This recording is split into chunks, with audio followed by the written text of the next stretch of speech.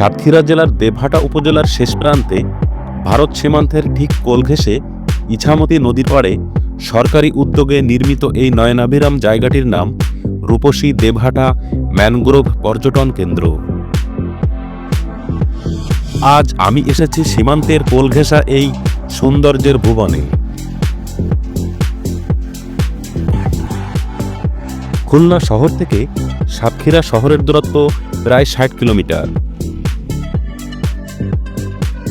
আর সাতক্ষীরা শহর থেকে দেবহাটার এই পর্যটন কেন্দ্র ৪৫ কিলোমিটার। লং ট্যুরের জন্য এখানে মোটর বাইক কিংবা ব্যক্তিগত গাড়ি দুটি আরামদায়ক হতে পারে। এখানে যাবার পথে রাস্তার দুপাশ জুড়ে সবুজ গাছ, ছোট ছোট গ্রাম, ফসলের ক্ষেত, পুরো রাস্তা মনে হবে যেন এক ছবির ক্যানভাস।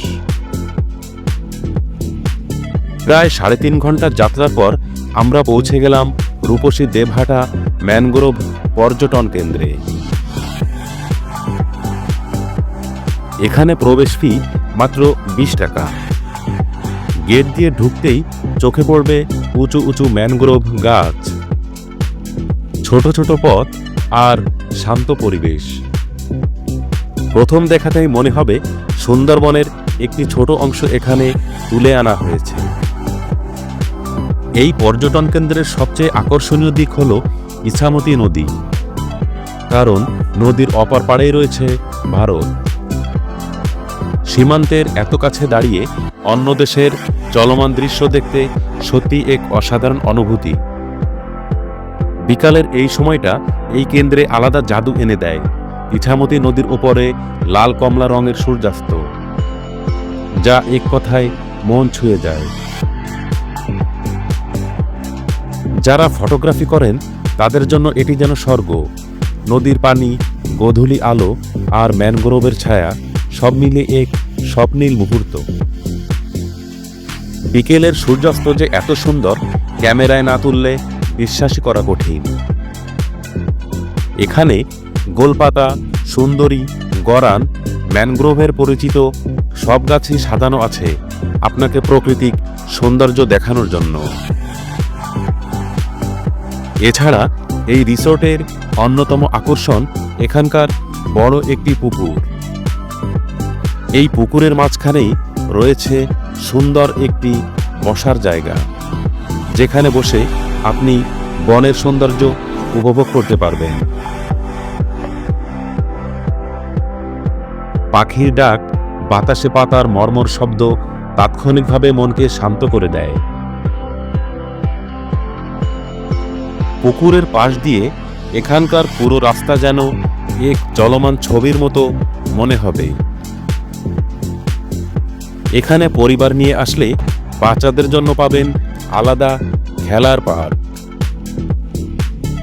দোলনা, স্লাইড, ছোট খেলনা গাড়ি, সব মিলিয়ে বাচ্চাদের জন্য আলাদা আনন্দের জায়গা এটি।